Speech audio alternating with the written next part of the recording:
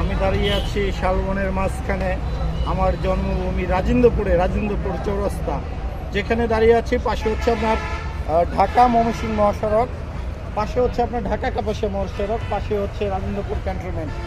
কিন্তু দুঃখের বিষয়, এখানে একটি স্মৃতিস্তম্ভ আছে। দেখেন কত সুন্দর।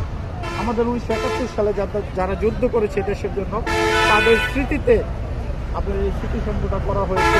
কিন্তু পরিবেশটা দেখেন, এই দেখেন আপনার সব কিছু ভেঙে ফেলা হয়েছে। আমি দেখাচ্ছি, আসেন ভাই, দেখেন অবনীত স্বাধীনতা কি অবস্থা, দেখেন ভাই, দেখেন কি অবস্থা, এই যে অবস্থা। আশেপাশের পরিবেশটা দেখেন ভাই, টোটালি জঙ্গল। আগে কিন্তু এটা মিনি পার্ক ছিল, রাজেন্দ্রপুর ক্যান্টনমেন্ট আর হোসেন আলী যৌথভাবে পার্ক করেছিল। এই দেখেন অবস্থা, জঙ্গল, প্রচুর জঙ্গল। পরিবেশটা দেখেন, 4-5 বছর ধরে অবস্থা দেখেন, 4-5 বছর ধরে অবস্থা, কত জঙ্গল। সন্ধ্যার পরে এখানে আপনার মাদক সেবীদের আড্ডা জমে। এই যে দেখেন অবস্থা, গাছপালা হয়ে আজকে 4-5 বছর ধরে অবস্থা দেখেন।